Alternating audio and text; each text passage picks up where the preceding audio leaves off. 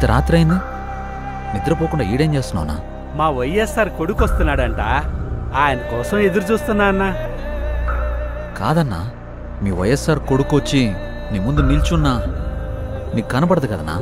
అన్నా, నాకు ఆయన కనపడకపోయినా నేను ఆయనకి కనపడతా కదన్నా. నాలాంటోళ్ళు ఆయన వెనకాలన్నామని తెలియడానికే నేను ఇక్కడ ఉన్నానన్నా.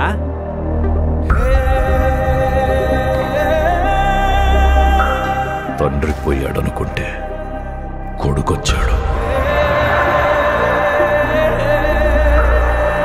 Congress party can create another 100 YSRs. Tell him, if he doesn't fall in line, the consequences will be very harsh.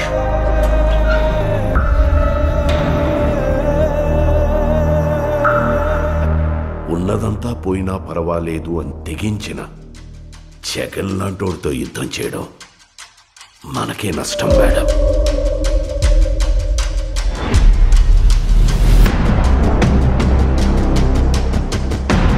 చరిత్రలో కని విని ఎరుగని రీతిలో అవినీతి చేశాడని అభియోగాలు మోపండి. 1,00,000 కోట్లని 1,00,000 సార్లు చెప్పించండి. ఒక అబద్ధాన్ని నిజం చెయ్యాలంటే అది మీడియాకి మాత్రమే సాధ్యం.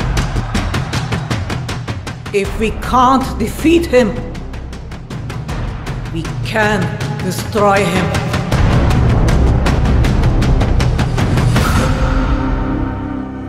చరిత్ర నన్ను గుర్తుపెట్టుకుంటుందో లేదో నాకు అనవసరం అన్నా, కానీ ఒకవేళ గుర్తుపెట్టుకుంటే తండ్రి కోసం ఇచ్చిన మాట తప్పని కొడుకుగా మీరన్నా ఆ చరిత్ర గుర్తుపెట్టుకుంటే చాలన్నా.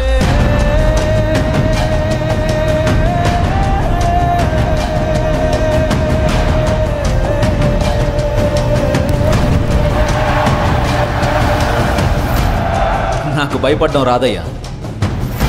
నేనేంటో, నా రాజకీయం ఏంటో మీకింకా అర్థం కాకపోవచ్చు, కానీ ఒక్కటి గుర్తుపెట్టుకోండి, నేను వైఎస్ రాజశేఖర్ రెడ్డి కొడుకుని.